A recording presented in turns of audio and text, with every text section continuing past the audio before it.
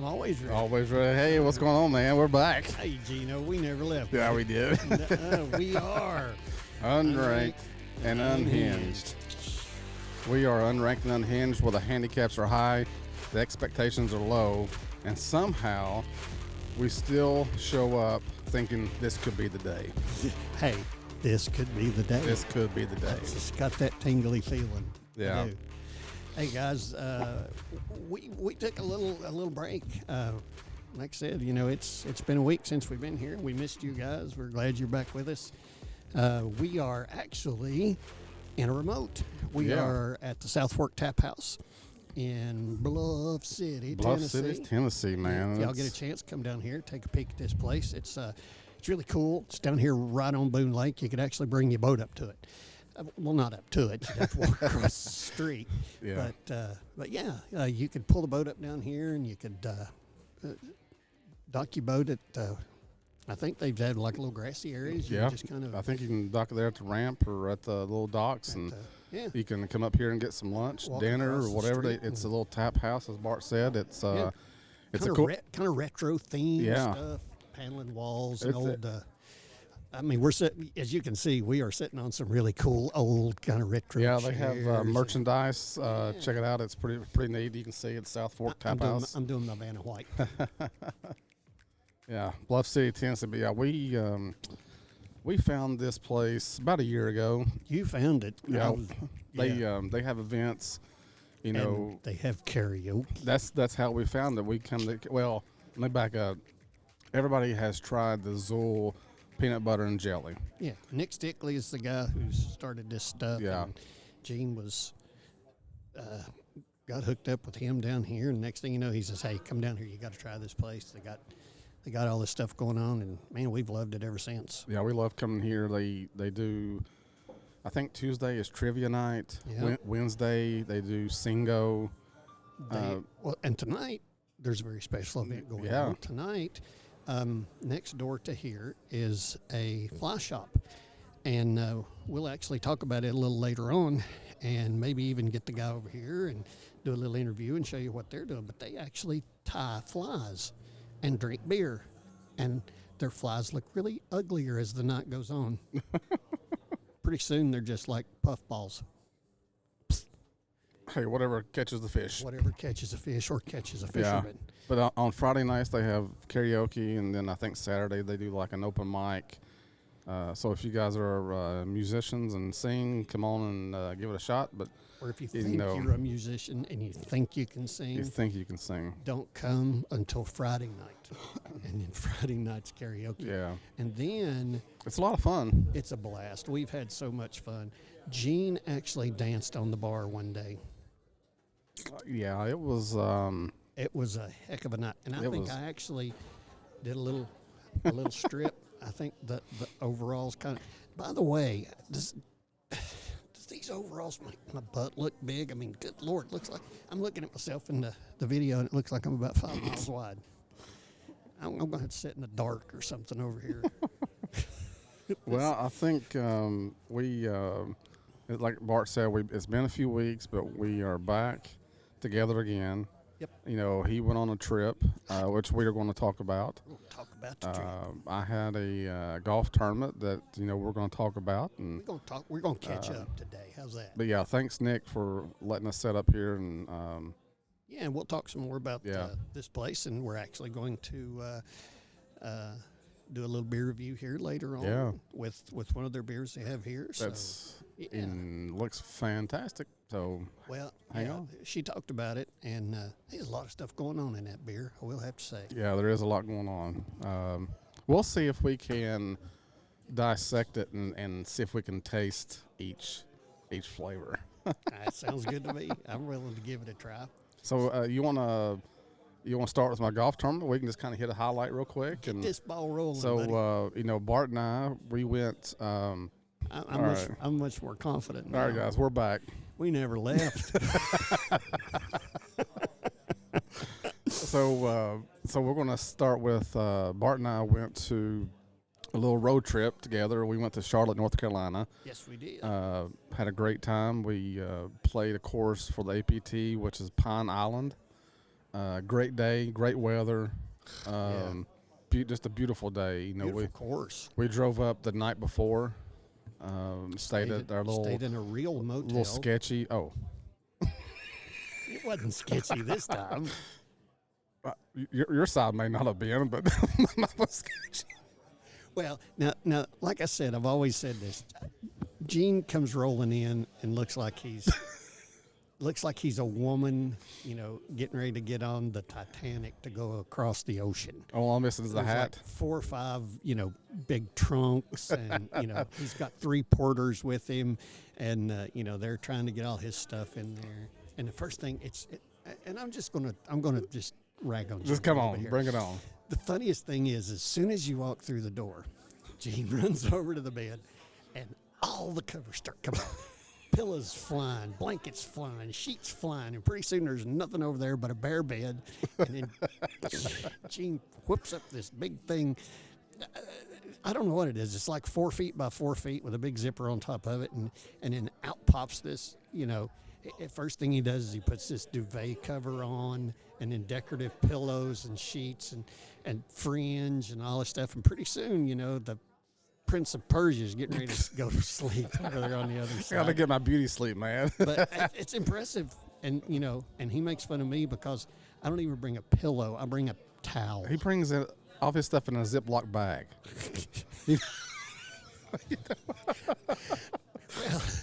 Well, I will have it's to kind say, of like you just put water on it and it a just pack light. Yeah. And that's because the motorcycle trips. You know, you learn to pack light because you only want to pick that stuff up out of a raging stream once. I'll say before this: you realize the stuff I had was light.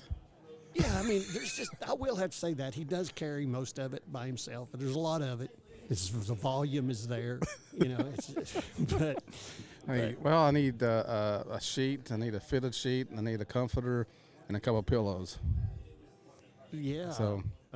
Like the hotel doesn't provide these things. I'm sorry. No, I'll quit now. Wait a minute. Listen, guys. You know, Bart and I, we've been friends for a long time.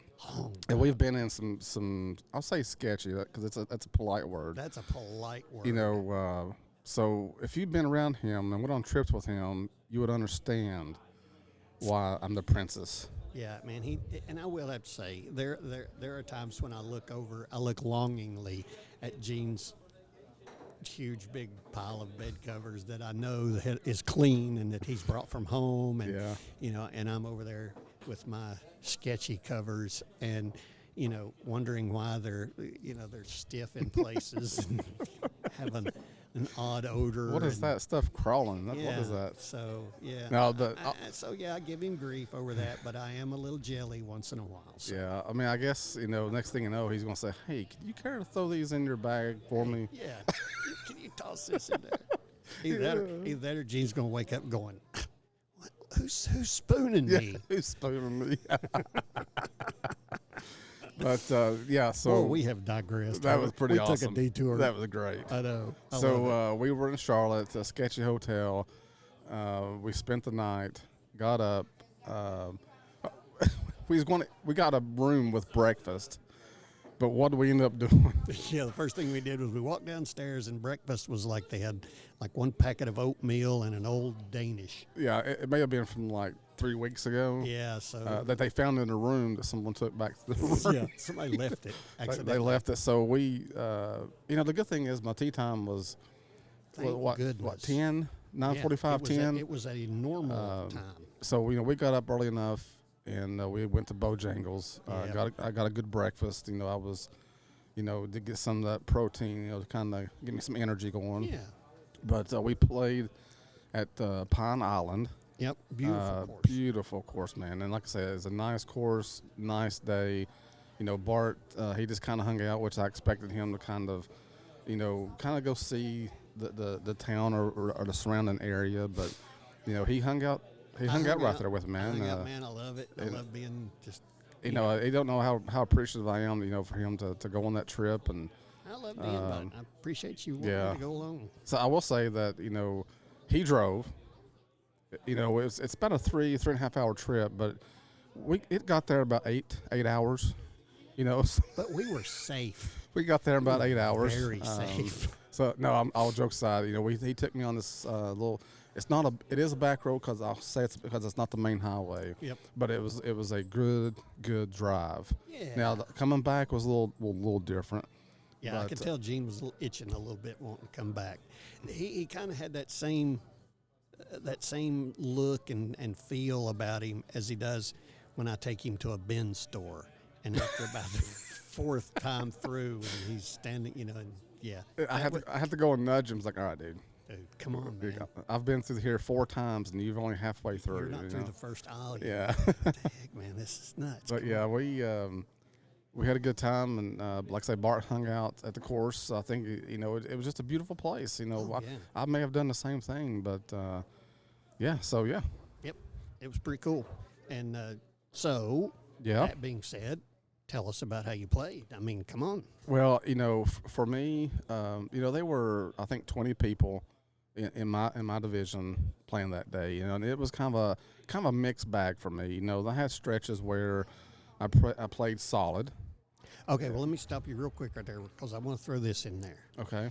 There again, and I know y'all heard the story about last time, how that I was so excited to get to hear Gene's name announced. Yeah. Well, this time I was so excited because I was already prepped up, down, looking at everything, and Gene's getting ready to tee off the first tee, and I had an elevated spot. It was perfect.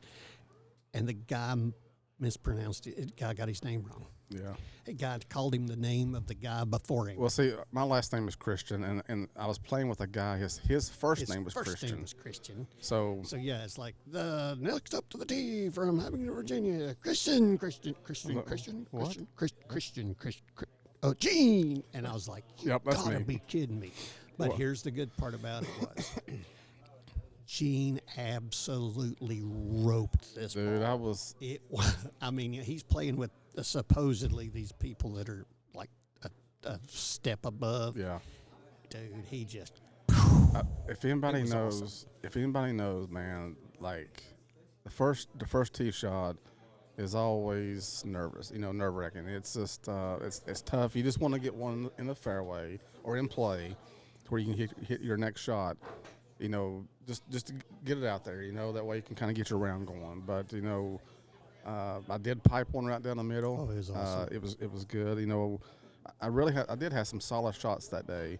And there was times I felt like I had to grind. And this is a course that I've never played before. And and then there was probably some other people I haven't played it either, but most of them is in that Charlotte area. I did notice that. That was one of the things when they're announcing names. It sounded like a lot of the people you were playing against were locally. The majority of them seemed like they were close by. Yeah, for sure. And it's they probably have played it a few times. I'm not going to say a lot because I really don't know, but did they have an advantage? Maybe where to lay out and where to hit the ball and where to not hit the ball, but. A lot of the guys are pretty good about, hey, where's if I'll ask, hey, where's this go? Or which way is the green? They're pretty good about, kind of letting you know. But isn't that illegal? No. Really? I thought that was illegal. No, they can tell you, like, if you ask them. Oh, wait a minute, that's the bass fishing thing. You can't ask them where the bass. Yeah. Somewhere along there was illegal. Yeah. But really, it came down to like how I handled the mistakes. And that's why I always say with tournament play, is the difference wasn't my best shots; it was how I survived the bad ones. Well, I guess that's a great point because I wonder, sometimes I guess amateurs or people who are first starting out kind of think of, well, I'm going to go into this tournament and I'm going to be playing my best golf ever. Yeah, and it's probably not what happens. No, it isn't really. Tournament golf is different from pleasure golf or just playing with your buddies. It is different. But I'll get into that here in a minute. But overall, I had some work to do, but I finished tied for fourth. Nice. Which was golf clap. Yeah, which was money. I was pretty happy about that, but I was only, two shots from the lead. Yeah. There was a guy that won, and the second place guy had one stroke behind him, So it's like, I was only, there was two tied at second, and then two of us come in at fourth. I'm like, yeah, I mean, I'll take it, man. No kidding. I mean, we're 3.5 hours from home, and sketchy hotel the night before, and yeah, it's. It wasn't as bad as. No, it wasn't bad. It wasn't bad as the one in Knoxville. No, that was like super sketch. Phew, yeah, that should have been the name of that hotel. Well, Super sketch. it's like if you take sketchy and raise it up. Yeah, to the next level. Yeah, it was under that. Yeah. So yeah. Yeah, it was like super sketch hotel. But yeah, I was gonna say, I know you got a couple questions you're gonna ask me, but I'll kind of piggyback off about the tournament golf. Tournament golf exposes weaknesses that doesn't always show up in casual round. And when I say casual, that's the weekend with your buddies, and oh yeah, this in tournament golf, every shot does matter. Yeah. But you have to, because there's no mulligans, there's no second shot, right. no second chances, no fluffing. no fluffing. It's just, go out there and do your best you can, and minimize the mistakes. Well, and like you said, minimize the mistakes. But not only are you minimizing mistakes, but you probably are working very hard before you even hit your shot, more than you normally do playing a golf course you've already played many times, because, if we play a local course and you get up to the tee, you know exactly what to expect. You know exactly what's out there. You've played it 100 times, but, not only are you in now a competition, but you're more than likely on a hole that you haven't played before, and you don't know the little nuances that could be very beneficial. Well, I think as far as the mistakes, if you don't know the course and you hit a bad shot, maybe it's because you don't know it, or you just hit what if you just hit a bad shot and then it puts you in a terrible placement? Yeah. Because of the layout of the course, so. Or even worse than that, what if you hit a decent shot and you realize that it's put you in a bad spot? Yeah. And I think that's another thing that plays into it on these tournament golf things is, the things that you just take for granted on a local course or recreational golfing, like, oh, okay, well, I know if I hit a good long shot here, it's going to roll into the woods, going to go right off the end of the fairway into the woods.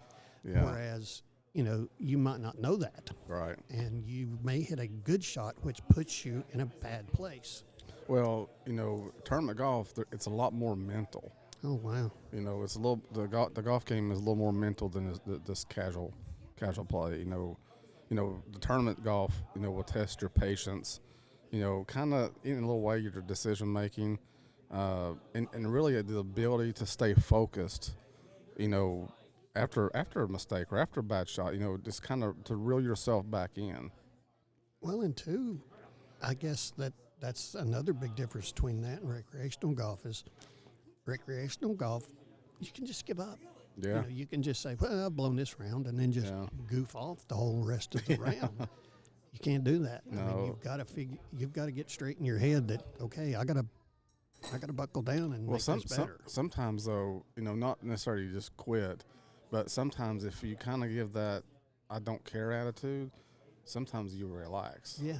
And you'll start hitting a little bit better shots. And then, but maybe the damage is already done. Wow. But at least you relax and you start getting your confidence back. I'll say that. Yeah. So yeah. Well, that's pretty wild. So, what do you think that considering that as far as expectations and the expectations of an amateur going into these things compared to somebody who's comfortable and has gone through it a lot, and I know that you consider yourself a beginner, but you've been doing this for a while now. Yeah. And I mean, you've gotten over some of those original freshman kind of jitters and stuff. Well, I think many golfers go into one of these tournaments and expecting their best game. Yeah. Maybe it's because it's confidence. I do have confidence. I've said that before, but there's still that mental on the back of your mind. That'll kind of mess you up. But and I said this just a minute ago that tournament golf success often comes from managing mistakes. And that's what you really, your expectations going into it, you really have to really think about. and but whether it's whether your expectations were realistic or they were affected by your round or some kind of play during that day. Okay. But so how do you cope with that? Well, I think one lesson that keeps coming up in a golf, success isn't about playing perfect golfed. Golfed. It's golfed. That's the past tense of golf. I golfed. I have golfed. Golfed. Yeah. I love it. And here I was just bragging on you not being a beginner. Beginner what? I golfed today. Well, that's kind of like, what was the, I'm a golferman. I'm a golferman. And, well, hey, you made up a word. I made up a couple of words. So, yeah, nothing wrong with that. Yeah. Golfed. And that's spelled Golft, by the way. Golfed. Past tense of golfed. So all right, we're back. We never left. So the question I guess you asked was about amateurs, what they're expecting or expect for a golf tournament. Well, kind of the question I had was, I guess an amateur goes in expecting a certain thing, but what is it that they're getting wrong in that expectation? Well, I think, they let's say you go to the driving range and, you're just in the groove. There's no pressure on the driving range.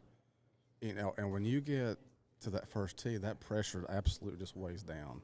Yeah. And I think you get tense and you tighten up. And, I think if there was, I'm sure even pros kind of get a little tense, Well, I mean, hey, it gets the adrenaline flowing. It does. If you can find a way to just kind of relax and just, you can play golf.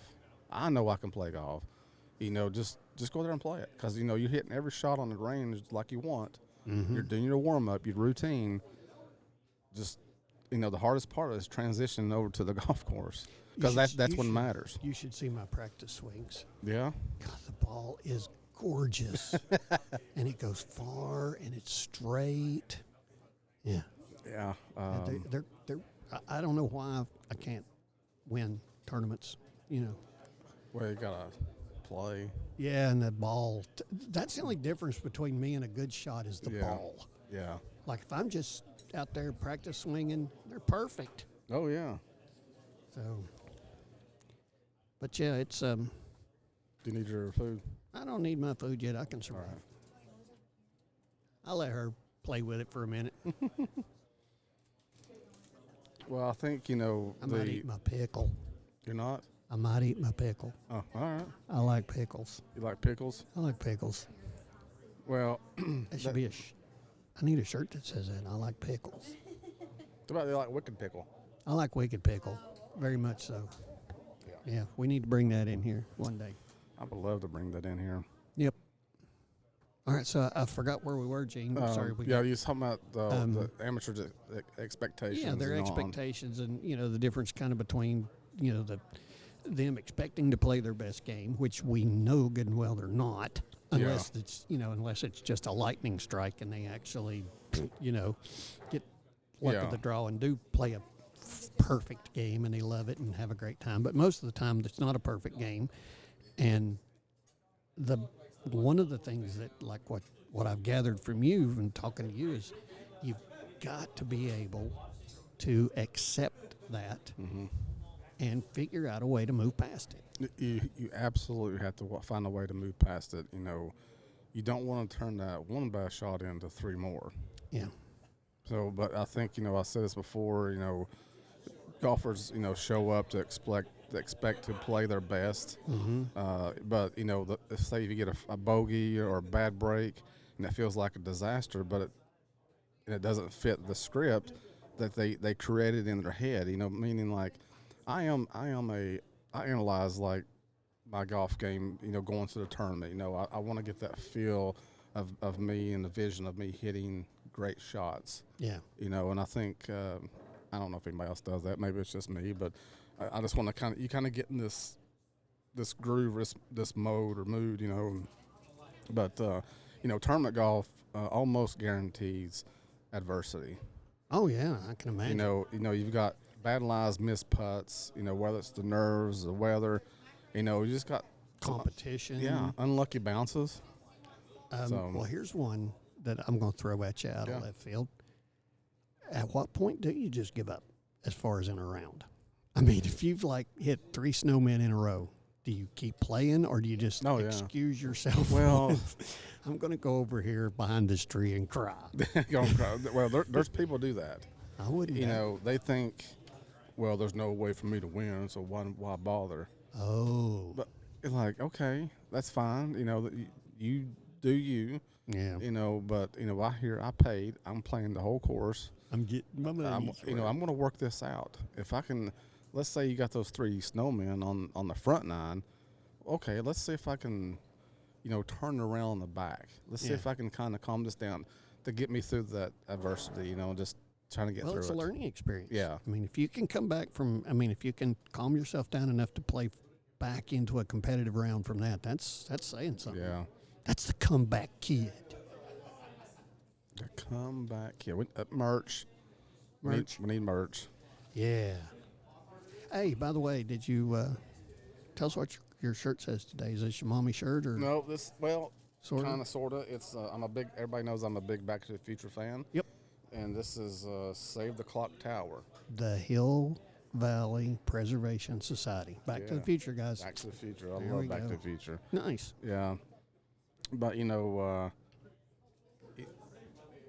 amateurs and what they expect, the mental pressure, it can create swing flaws, and that's just something that, you have to deal with. And, well, how do you deal with that? I mean, I know that you go into a tournament probably expecting to play at how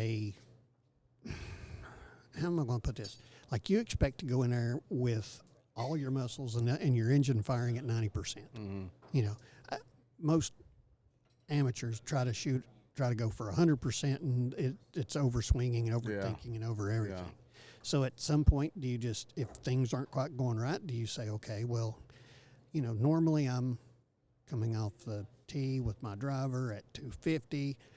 Forget that. Yeah. I'm gonna pull back to about 60%.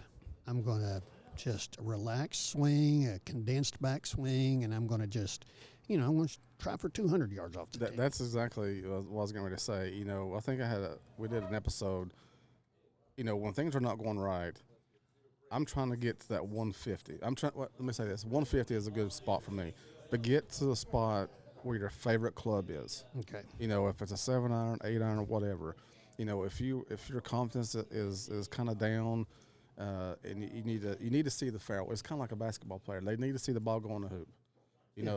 But in golf, you just need to see it hit the fairway. Play in play. Well, I guess too, like you said, basketball. Hey, if the threes aren't dropping, quit shooting threes. Yeah. Move in 15 feet. and what happens? It's the same thing with golf and same with the basketball. You hit a fairway or you hit a basket that's close, your confidence level starts to rise, and then like all that pressure that you was hitting bad shots is kind of faded a little bit. Yeah. And that's what I do. If I'm not hitting the ball good off the tee, so it's like, okay, my driver's not working. I just need to get it in play and try to score from the 150 in. Now, obviously, and you still can do that in par fives because Oh yeah. You can hit. We've talked about that. It's all math. Yeah, you can just hit a little 5-wood, 4-iron, or whatever, down there, and then the second shot, get it down there to 140, 150. Yeah. Well, you're on in 3. There you go. So you can 2-putt par and get out. Yep. You want to get a birdie, but you can't be mad over a par. Yeah. Or if you're shooting bad, you decide, okay, I'm not planning on shooting par. I'm going to shoot bogey. Yeah. For a round, for a hole or two. Yeah. And if I do that, then I would consider a par a birdie. In my mind. So that might take a little bit of the pressure off of you. Oh yeah, I love that. That's a great way to put it. Okay, if you've been having doubles and you had a triple and had another bogey, double, whatever. All right, let's get some consistency. Yeah. If it's a par 4 it's a par 5 now. It's par 5 now. I'm going to hit 5, and that'll be my thing. You know, just hit your shots. You know, go to the next one. I tell you, you brought that up, and it's a good point, because I remember a tournament I did before this one that, you know, I wasn't going to win, but I was kind of putting myself in like the top 3. And, you know, we get to like number like 15 or 16, it's a par 5. I smoke a drive. And, you know, I'm like, and I'm kind of in between, do I go for it or do I just kind of stay back and do what I normally do and just kind of go to my favorite club? Hit my 150. What'd I do? I pulled out the 3-wood, and it was, I walked off with a triple. Oh, yeah, that hurts. Yeah. So, I mean, basically, even if I suffered to a par, you know, that's 3 strokes that I just kind of gave the field.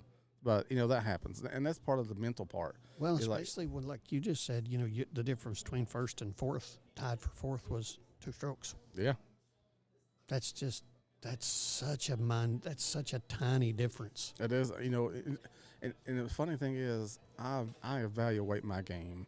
I look at my scores and see what, you know, where did I go wrong? Yeah. You know, okay, I had a triple, or maybe I had a bogey, and okay, I remember that shot. Where, you know, what did I do wrong there? Okay, maybe I put it on the wrong side of the green, or maybe I put it, you know, something like that. Yeah. And just kind of evaluate, you know, just, and then you look, when you do that, you're like, oh my God, dude, I was like right there. I was there. Because, you know, hole number 7 or 8, whatever, you know, just like, man, I took a double. You know, just stuff like that. But, you know, that's golf. Well, let me do this. Let's take us a quick break. Okay. I have to take a pee break. And we'll thank our South Fork guys again. Maybe go get another a appetizer beer. Yep, that was good. And one thing I do want to ask about when we get back, and remind me of this, is the type of shot that you would that's an easier shot to go to. And I know we talked about kind of like your favorite club in the bag. When we get back, let's kind of talk about maybe a type of shot that is an easy thing to do. All right, we'll do that, and, you know, that'll wrap up the tournament golf, and then, you know, then we'll jump over to your little trip. Oh, cool! Sounds great. We'll be back. We'll be back. So I heard, this is a question I've got. All right. And I heard this one time, and you can kind of tell me if it's true or not. And this is a terrible question for me to ask you because I know your ball flight.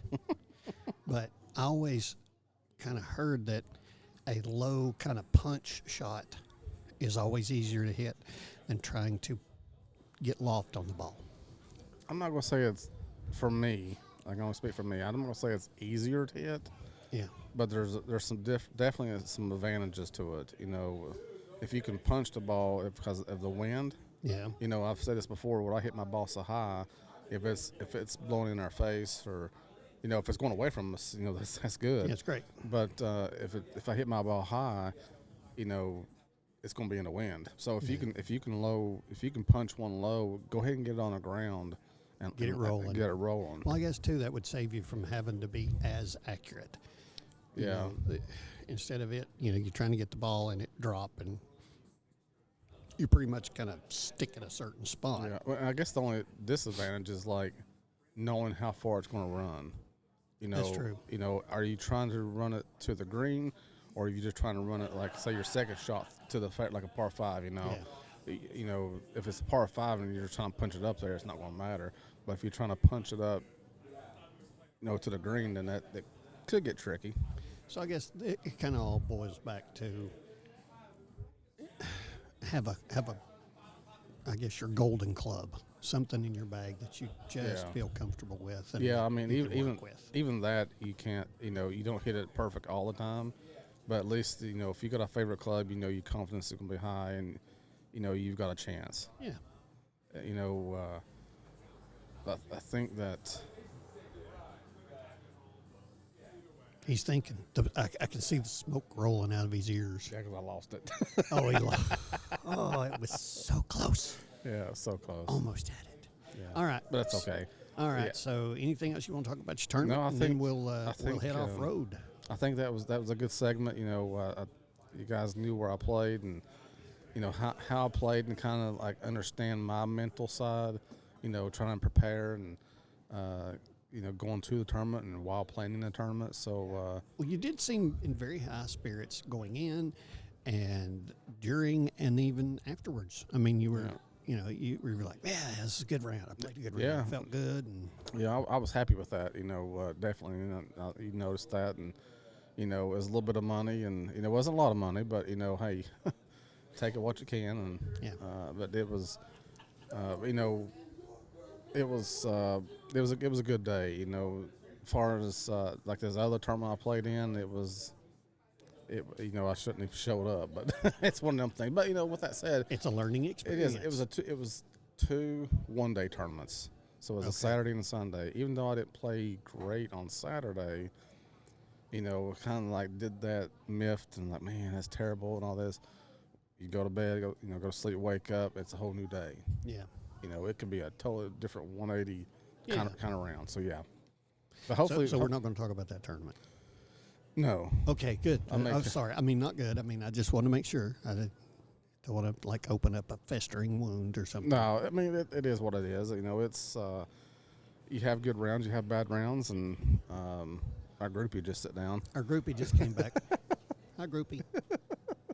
We have one groupie today. We usually have more, but just tonight we have one. Yeah, just one. But yeah, I was pleased with that day, and you just take your lick your wounds and go on. Cool. Well, so here I'll say this real quick. Okay. Like the reason we have been off, obviously I had a tournament, but Bart did one heck of a cool thing. I don't ride motorcycles, but man, that it's kind of jealous. That's a pretty cool thing. I think you get to see part of the country that you definitely won't see from the highway or even back roads. So I will let him. This is the reason we have been off, but I want to let him kind of start in and kind of lead us into this adventure he did. Okay, so I apologize that there's not more fishing involved. A lot of times there is, but weather really kind of made it so that it wasn't possible. So I do a thing called adventure riding or dual sport, and it's motorcycle off-roading. And there are several trails all across the United States, and they're off-road. So the majority of the trails are, 500 mile to cross country. When I say cross country, the Trans-American Trail goes from Hatteras to Oregon. So it's, it's truly from coast to coast. But most of these things are 80% off-road. Sometimes you're on pavement just because you've got to get from one place to another. A lot of times waterways. It's when you have to cross a river. You can only cross a river in so many places, especially if you're on a motorcycle. And so a lot of times, you may be on a trail and you'll pop out at a river and you're just like, oh, great. And it's, a big river. And so all of a sudden you'll hop on a road and you'll go for, like 30 minutes on a road, and then you'll cross a bridge and then you'll come 30 minutes back and you'll be just across the river from where you were to begin with. Yeah. And a lot of times it's things like that. And it's a chore, and there's several websites out nowadays. The main one I would say is called the BDRs, and it's Backroads Discovery Routes. And we have ridden the Southeast Backroads Discovery Route. We've done the Chattahoochee. We've done the Mid-Atlantic.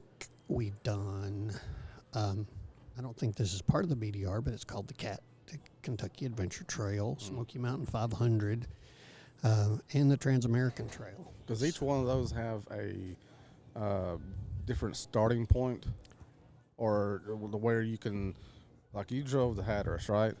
Yeah. So when you started the Hatteras, you went to Florida, right? Nope, actually, the one from Hatteras is it winds its way back up through North Carolina, South Carolina. Actually, at times you'll be in Virginia, and because it comes through Damascus, and it through Damascus into Tennessee, through Tennessee back into North Carolina, like into Newland, and then you go from Newland back to North Carolina again, Maggie Valley, and then you go up into Tennessee. You'll end up in Tellico, then you'll end up in Georgia. So I'm assuming the Hatteras is a starting point? Yeah, the Hatteras or an ending point. Or ending point, yeah. One of the two. Did y'all start there and end there, or did you kind of like just kind of make your way back home? We did a thing called chaptering. Yeah. And chaptering is where that you take little chunks. And so the leg from Elizabethton to Hatteras, I did backwards. And I did it from here all the way back over there. The western version of it, I started in Elizabethton and went to Oklahoma out westward wise. Did I say western? Western. Me and Gina really got our words going for us today. Like is that past tense? Past tense of west, western. The Mid-Atlantic, that actually runs from upstate New York all the way down and ties into Damascus. And you haven't done that one, right? Yes, I've done that one. Oh, okay. But there is actually one that goes farther up. Okay. And it basically starts in Canada and works its way on down to the New York leg and then on down. They had one called the Smoky Mountain 500, which goes through basically the Smoky Mountains. Yeah. And they've extended it now so that there's a Smoky Mountain 1000, and that's 1,000 miles. And so what they do is they break this thing up into these little chunks, like 150-mile chunks. And the reason they do that is for gas, because most of the off-road bikes don't have a long fuel range. So, they try their best to put a gas stop somewhere every 150 miles.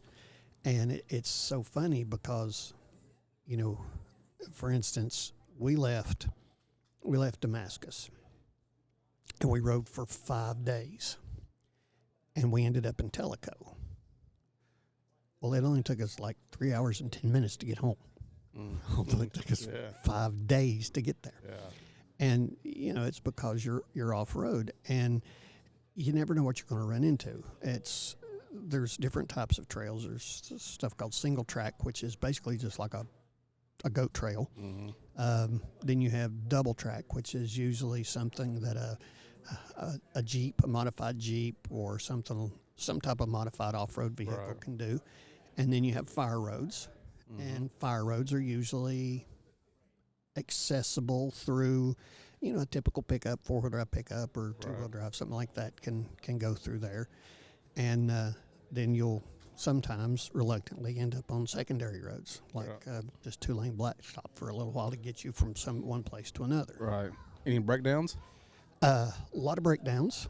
Not for us this time. This time, actually, we've been pretty lucky the past couple of times, mechanically wise. We've had a couple of human breakdowns, but this time it wasn't as bad as we thought it was going to be as far as mud, because it had we were getting these flood warnings before we set out, and we were really concerned that it was going to be really wet and really nasty. But it turned out, and we still have yet to figure out exactly how they rearranged this thing, because we had run this leg before when we did the Trans-American Trail. But this time, and when we ran the Trans-American Trail, within about the first 5 legs, there were 7 water crossings. And these water crossings are anywhere from 20 feet wide and, 6-8 inches deep worth of water across a creek, which you just kind of bust through, to, something that's 80 feet across and can be 3 feet deep. Yeah, right in the middle. Yeah, and so it's a little rough. Yeah. The first thing we encountered right off the bat was a tree. We weren't even in the woods. Couldn't have been in there for 15 minutes. And a tree right down across the trail, a big tree, probably 18, 24 inches in diameter. And we ended up having to lay down the bikes and drag them under the tree. Because there was a sharp drop off, a pretty steep cliff on the left, so we couldn't get around it that way. And and a high bank cut on the right. We couldn't get around it that way. So we ended up, thank goodness there was just enough space. Yeah. And so we got past that. The water crossing that we did go across, what we would consider a significant water crossing, which is something that you got to think about.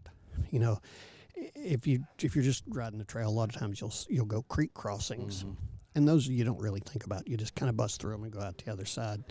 But a water crossing, we consider a water crossing is something you got to stop, and you kind of got to look at it and pick the best line to go through, because most of the time we're hauling all of our gear. And we've got food, we've got our tents, we've got sleeping bags, and you know how that is. Oh yeah. Yeah. Could that 4x4 bag fit on the back of that? You know, I was sitting there thinking, you know, Gene would have to have, you know, like a trailer on behind. Yeah. But, so yeah, you really think about that because you don't want to dump all your stuff in the water. Yeah. Because there's nothing worse than, first off, being wet as you come into a place to camp, but then you have to put up a wet tent and you have nothing but wet clothes and wet food. And that makes for a pretty miserable day. So I guess you just kind of pick a spot and throw a tent up, or is there different methods? Yeah. You can primitive camp, which means basically if you try not to do anything on private property, so you try to find a place that you can tell something has been camped there before.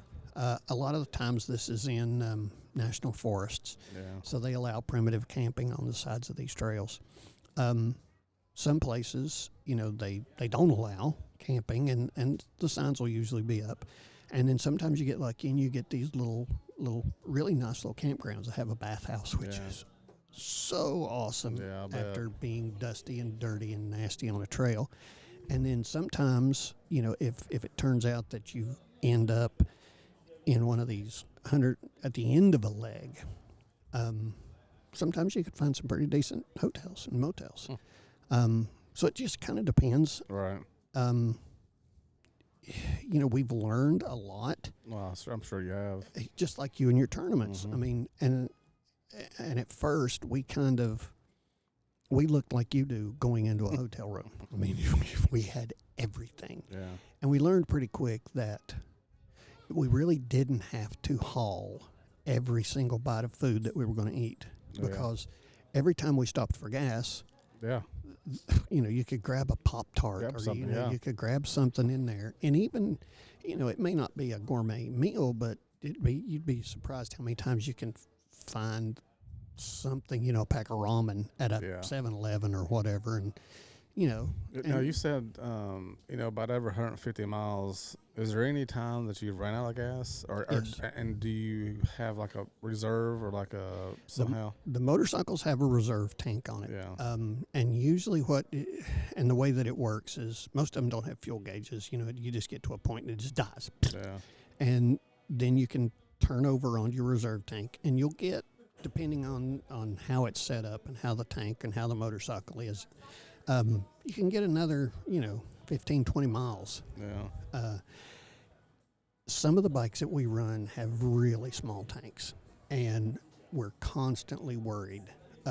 Some of the bigger bikes, you know, we have a 250-mile range, 300 miles, you know. Some of the smaller bikes, 120 is pushing it. Yeah. So we have auxiliary fuel, and it's just, they look like aluminum water bottles. And, you know, so we'll carry an extra gallon and a half of gas. Yeah. And especially if you can, you know, put a couple of those on each bike, right, in case somebody does run low. You've got the ability to do that. We actually carry bull rope, so it's a, you know, you're an electrician. It's a rope that they use to pull wire through. Yep. And it literally is like a bull. I mean, it's stout, super small, and we can pull a motorcycle if we have to. We've dumped motorcycles over cliffs and used ropes to have, you know, we've spent hours and hours and hours pulling motorcycles back up over. So far we've never had to leave a motorcycle. We have actually had motorcycles to stop mid-trail and have to have somebody to go ahead to the next town get supplies, and come back. Right. But so far we've never left a motorcycle on the trail. We have passed people who were being airlifted out. We've never had to do that, thank goodness. We have come close. This was an accident that happened not this time, but the time before.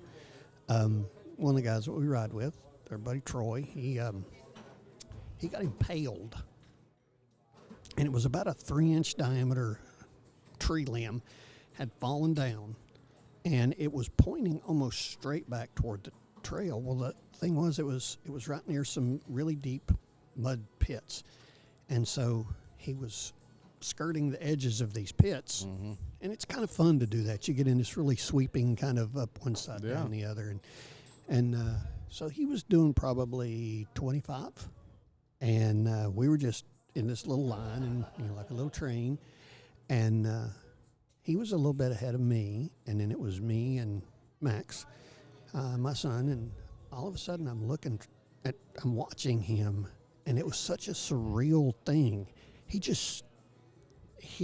Not the motorcycle, he just stopped. And, we're going along, and all of a sudden it's just like, it was like he'd hit a door or something. And that thing had hit him right in the chest. And he didn't see it because he was looking at the mud to the right. And he went from 25 to 0 in no distance. I mean, it was just an instant stop. And he was down for an hour, easy. But thank goodness we always wear gear. We always wear good gear.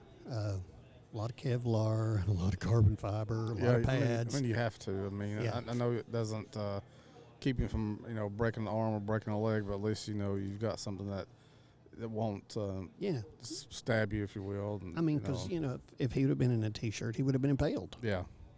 Because it was a kind of a broken off 3-inch diameter pine. Probably knocked limb. the wind out of him, I bet. It did.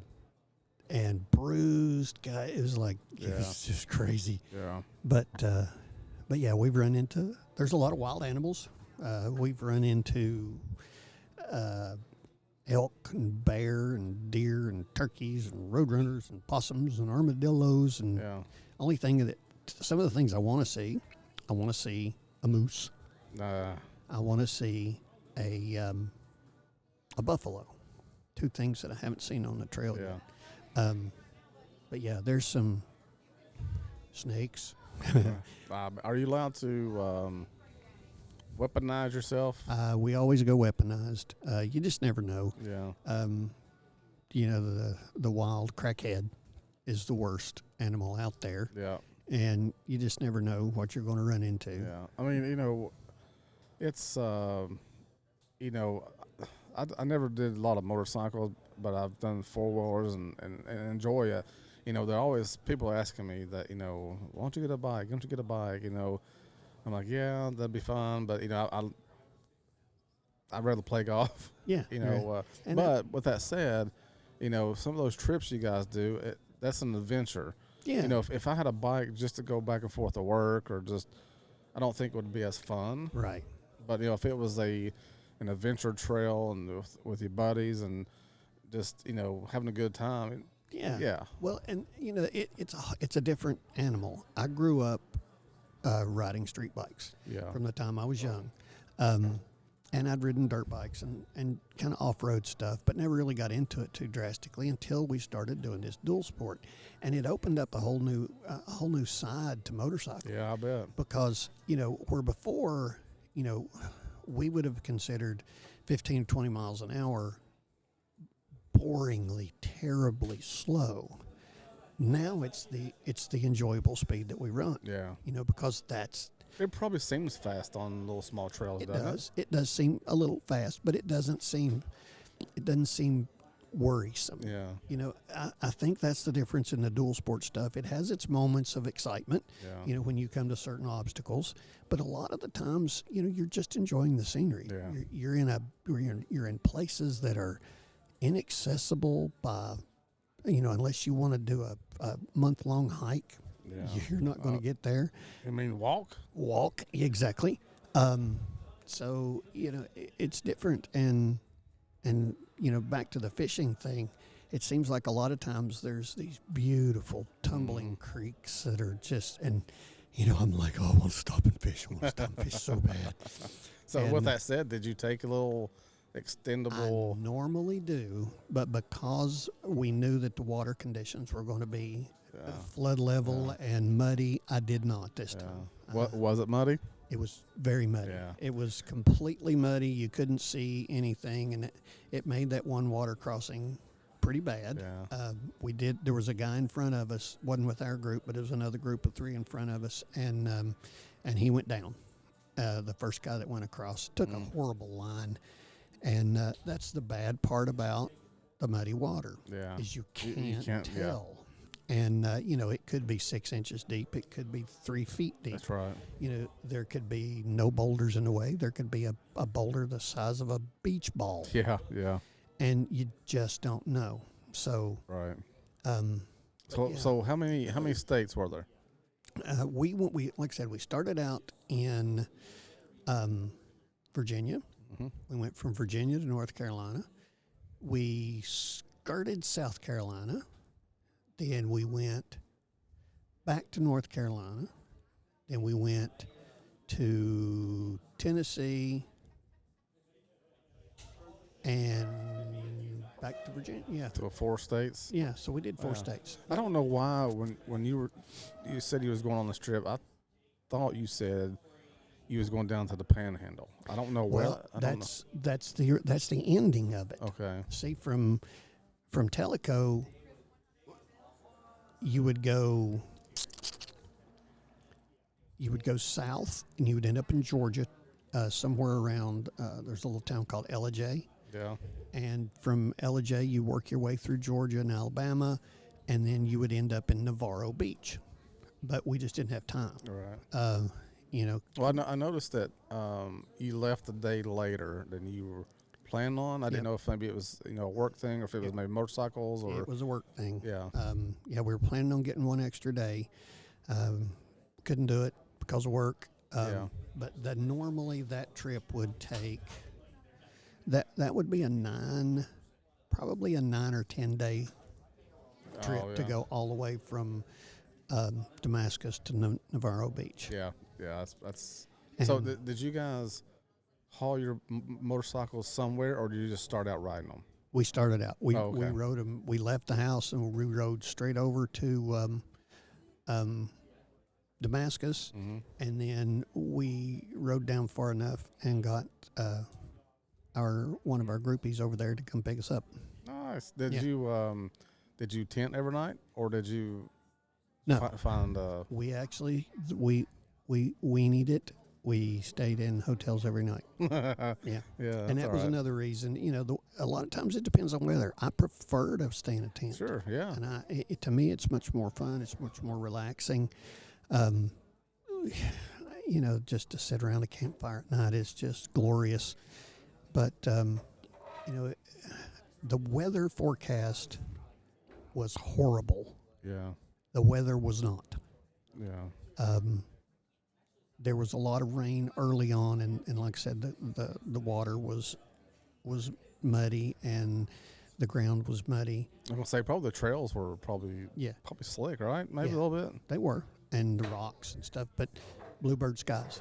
Yeah. It was the craziest thing. Yeah. We had one night we were in Hot Springs and staying overnight in Hot Springs, and just an absolute torrential downpours all night long. Yeah. Made the next day a little rough, I bet. but not impossible. Yeah. And that was another thing we did is usually we'll tailor which bikes we take depending upon the weather or the severity of the trails. We've got bigger bikes. We've got 2 650 size bikes, which are, big tanks, and they're super comfortable. They can haul a lot of gear. Yeah.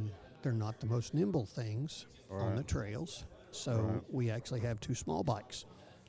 Yeah. Well, I'll say that obviously we're not done, but I was going to say we're pretty close because I've been talking a long time. Yeah, I'm going to say if you guys are thinking about this, give the man a shot or a shout out. Ask him questions, and if you want to get into it, this is the guy that Hey, I'd love to answer questions, but also just look it up online. Look it up online, yeah. Trans-American Trail. Look up BDR, Backroads Discovery Routes. They have a great website, and the fun thing about it, especially in our area, is there's so many of those trails that are centralized kind of from in our area. Yeah. Did you pass any golf courses? I believe it or not, I went by 2 golf courses, and the whole time I was thinking, wow, Gene would love that one. Yeah, so, I want to have to come up with an extendable, like, a club. Club. Well, didn't they make a club one time that, like, you had a thing at the back? And just the head part of it. Yeah, just the head would rotate. If I can find one that will, get longer and shorter. Yeah, or no, where I can just put it like this tall and put it in my backpack. And put it in your bag. And 7 irons. Driver. I love it. Yeah. So I mean that's pretty informative, man. Well, I know it's kind of a break from our normal fishing and. No, I think it deserves. Golf, we fish, we golf, we do everything. We do a lot of stuff, and I felt like this was. I think we're. So just real quick, Gene's gonna tell us something. I'm gonna say thanks again for South Fork here in Bluff City, Tennessee, for Nick. Ashley is here tonight pouring. Yeah. It's a cool place. Check them out. Tell them Unranked Unhinged sent you. Yeah. But yeah, that's awesome, man. I've been looking forward to that ever since. I think it's been a couple of weeks, but. And I knew you went on this trip. I've been wanting to hear from it. And, I'll try to post some pictures and stuff. Yeah. So that's. But I think it's. You hear that? I hear that. Beer review.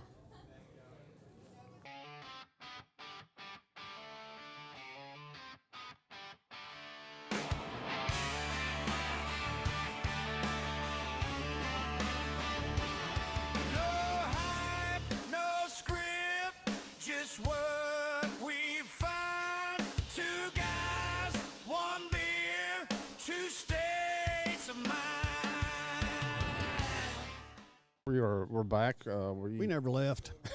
Here, I'm going to make this noise. Ready? Ready? Unranked. Unhinged. We're back, baby. Oh. No, we're not. We never left. So our beer review tonight comes from a collaboration, which is pretty cool. Bart has the can, and I have the can, and I'm going to read a little bit. This is a really cool thing. It's called Call of the Rattlesnake.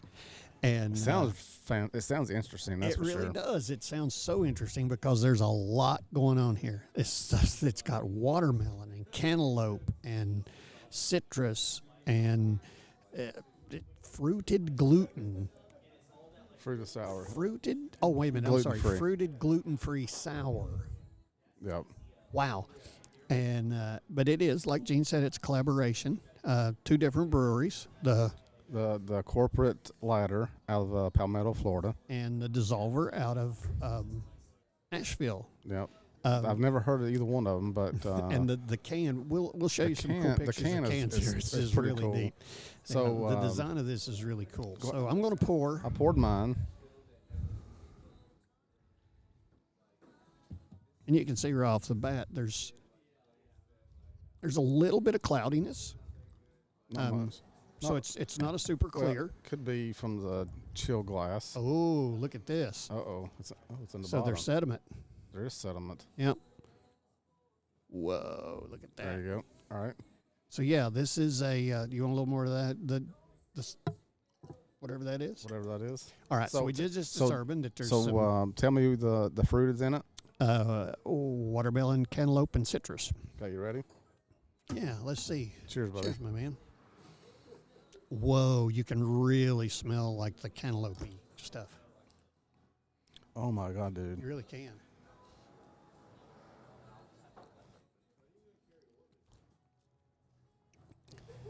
I don't taste it. I do taste a little bit of watermelon. Yeah, a little bit. But not much. I taste more of the cantaloupe. It is a little, you can tell that it's not a clear. And I guess that's from kind of like the fruited sour probably part from of the it. fruited stuff. So there's a lot of stuff going on. It's it's got that mouthfeel so that it's a thicker, almost puree kind of. Almost puree, yeah. It taste is, to it. It is, like you said, a fruit of sour, and I can smell it. It's a sour. Oh man, and you can smell the melon. The melon comes through. Oh yeah, it's as incredible. far as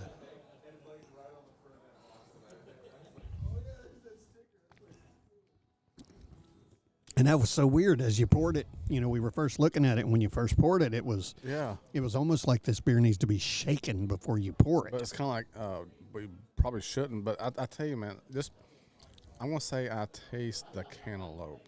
See, I taste the watermelon more. See, I taste a lot of the cantaloupe and a little bit of watermelon on the back end. Do you? Yeah. And to me, it's, it is not much watermelon. As far as the citrus, I can feel the little acidic. little bite. Yeah. But does it say what kind of? I don't know. Let's see what it says as far as ABV and all that. So, cantaloupe watermelon says it has lemon lime and sour gummy snakes. So okay, that's different. So that's does it taste like sour gummy snakes, or is it supposed to have? I hate to say, but I don't even know what a sour gummy snake tastes like. Oh, here we go. It is 6% ABV. Okay. But yeah, it doesn't. I don't think it tastes as powerful. I don't know. It's probably our palates. It's probably I mean, we both have very different tastes, and after 6 months of this, it's easy to determine that we drink differently. Yeah, it's. But yeah, this is really cool. Here's the thing, though, and I know this is. I don't know if this is a good thing or a bad thing, but like if you had this at a party in a punch bowl, I would not even remotely think that there was alcohol in it. No, not a bit. Not a bit. I would be in the floor in my underwear trying to figure out my name and, why everybody looked like unicorns. Yeah, this is... It doesn't have an alcohol. Considering it's got 6%, it does not have an alcohol burn to it. It's supposed to taste like the sour gummy. And maybe that's where the rattlesnake part comes from. Yeah, but I was worried. I mean, when it was like snake venom. Snake venom, I was thinking, call the rattlesnake. This stuff's going to hurt. No, this thing tastes like something you would serve at an 8-year-old's birthday party, and it's good. But good guys, it's fantastic. Yeah, good job, good on you. And like Gene and I said, if you want lots of different tastes, don't shake the can before you pour it. Pour a little bit, drink one, and then you swirl the can a little bit, pour another one, and you're like, hey, this is a whole different beer. Yeah. So would this really be a beer? I guess it is because it's a goza. It's a sour. Oh man, we see. Oh, a sour. It's not a goza. Yeah. See, we still need to do our thing where you teach me all the differences of beer, so that I don't sound like an idiot. I'll probably still sound like an idiot, but this is the first for me. I never had these either one of these breweries. Fantastic job, guys. I think I'll give it a 5, but I think if Bart wants to send us out. I think this is. I would definitely drink. Like I said, I would drink this to the point of bad things happening. Point of no return. Point of no return. Great stuff, Gino. I've had a blast tonight. It's fun, wasn't it? I know. We've done a lot of stuff, and we talked about cool stuff, and we've been in a great place. And South Fork has been a wonderful host to us, and they've helped us out. So if you guys are out and about and I think they're open most nights of the week. I think they are closed maybe on Mondays. It seems like maybe Sundays and Mondays. A lot of breweries are doing that. Yeah. But like I said, this is accessible by the water.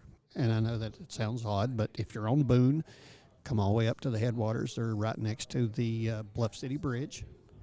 Not the big, tall one that goes across 11, but the short one come up kind of up close to the headwaters. Yeah. But yeah, you can bring your boat right up to the Little League field, tie off, come over here, have you a good little meal. They've got some good bar food. They got some good sandwiches. Yep. We're gonna take the camera around like we do it at all places. Yeah, so you'll get a little idea while, I'm sure that we'll. Oh, and the thing I don't understand, and this should be the place that this should be their tagline: South Fork Tap House, the place that has rocks in the bathroom sink. I've been coming here for a long time. I still don't know how they do that, but yeah, It's decorative, man. what's decorative about having a rock in the sink? Would you rather see the hole in the sink or a rock? I'm usually concerned about the rocks. I don't know. I'm always worried about the rocks in the sink. It's a damn rock, man. I know, but still, I remember the first time I saw it, I was like, man, somebody has been in here and vandalized this sink. They threw rocks in this sink. Yeah. But anyway, all right. I've said this all along. I've been working on my little exit. I'm ready. I'm ready for this. You ready for this? I am. All right, guys. Unranked, unhinged. We're glad you were here. Be bold. Be brief. Be gone.